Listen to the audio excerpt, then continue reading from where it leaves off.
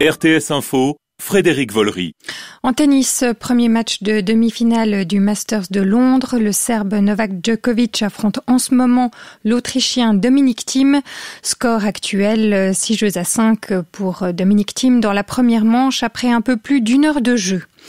L'autre demi-finale opposera Rafael Nadal au Russe Daniil Medvedev. L'Espagnol est toujours à la recherche de son premier succès au Masters.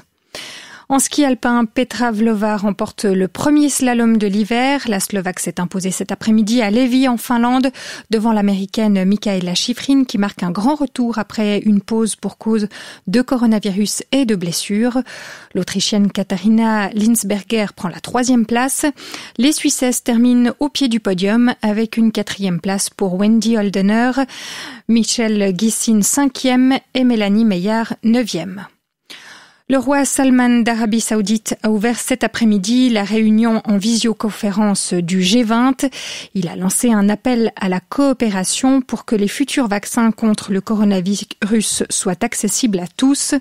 Les dirigeants des 20 plus grandes économies de la planète débattent ce week-end de la manière de faire face à la pandémie de Covid-19 qui provoque une récession mondiale et aussi de la façon de gérer la reprise une fois que le virus sera sous contrôle. Plusieurs manifestations ont eu lieu cet après-midi en France contre la proposition de loi dite de sécurité globale, une loi dont l'un des objectifs est de réprimer ceux qui filment les forces de l'ordre pour nuire à leur intégrité. De quoi faire bondir cette semaine journalistes et défenseurs des libertés. Dans un climat tendu, l'Assemblée nationale a opté hier soir pour un compromis avec toutefois des garanties du gouvernement sur le droit d'informer. Le procès de Pierre Maudet aura bien lieu en février. Le tribunal de police n'est pas entré en matière sur les demandes de changement de date du procès du conseiller d'État genevois et de 4 autres personnes. Une demande faite par l'avocat de Pierre Maudet en raison de la campagne électorale du candidat à sa propre succession qui débutera le 11 janvier. La crise du coronavirus n'entraînera aucune mesure d'austérité au CHUV à Lausanne. L'engagement a été pris par la conseillère d'État vaudoise Rebecca Ruiz lors d'une rencontre hier avec des représentants du personnel.